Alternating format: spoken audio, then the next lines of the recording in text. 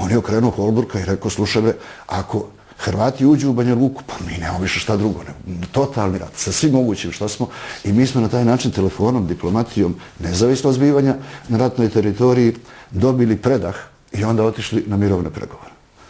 I na tim mirovnim pregovorima, to je ono što bih volio da ljudi nekako zapamte i znaju.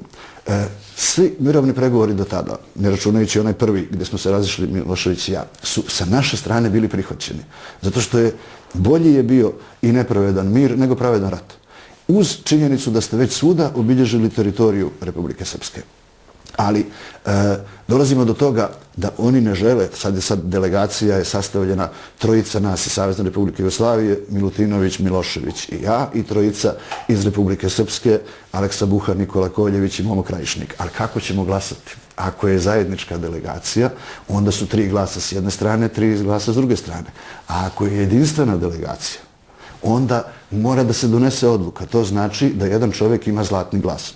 A to znači da glas predsjednika Miloševića je taj koji odlučuje. Podrazumijeva se da Milutinović i ja glasamo za, a ova trojica da glasuju protiv. Bez obzira na sve, poslije smo mi to ispeglali, izgledali, ali nije htio Radovan Karadžić da prihvati taj sporazum. I 2 dana smo se u Dobanovcima susretali, svađali, ali je presudio patrijarh Pavle. Patrijarh Pavle je insistirao da se ovlasti Milošević da potpiše mirovni sporazum, a kako nije htio Radovan i delegacija Republike Srpske, onda i sad čujem taj glas njegove svetlosti patrijarha Pavla koji je rekao, ja iz ove sale ne izlazim dokle se vi ne dogovorite, a nadam se da me niko neće odavde izneti. I onda negdje poslije ponoći su oni stavili potpis. Tad je mogao, na osnovu patrijarhovog sporazuma, tad je mogao da počne Dejton.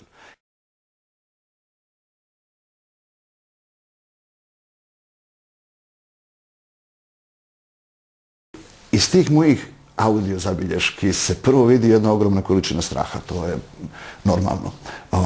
Onda se osjeća malo promuklost od cigareta, viskija i tako dalje, ali jednostavno to je bio jedini način da dođete do jednog mirovnog sporazuma koji je imao svoju, gotovo je identičan sa onim Kutiljerovim od prije 3 godine. Samo je bila razlika u tome što su sad Amerikanci rekli, gospodo, dosta je bilo gluposti, dosta je bilo ratovanja, doveli smo vas kod nas ovdje u bazu Wright-Patterson u Daytonu, Ohio, i ovdje ćete pod američkom vojskom da to uradite. Ostao je taj simpatičan detalj koji sam ja često pričao, bila je ta svečana večera početkom pregovora u Daytonu, a kao mi nešto značajno. U stvari, poluuhapšenici, svi koji smo tamo bili, znači poseban režim ulaska u bazu, poseban režim izlaska iz baze, vojna baza, sami mjere obezbeđenja, a ta svečana večera gdje pukovani komandant baze nam drži govor ispred aviona F-117. Zamislite vi salu za svečanu večeru gdje je doguran avion koji stoji na sredini i onda on pokazuje, ovo je najmoćnija mašina, fabrika smrti koja postoji. Sama ova jedna mašina može da uništi sve vaše vojne potencijale.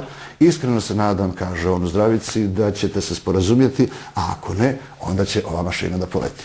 Možda je to taj bio baš onaj koji smo slušali onaj kod Buđanovaca. U Buđanovcima.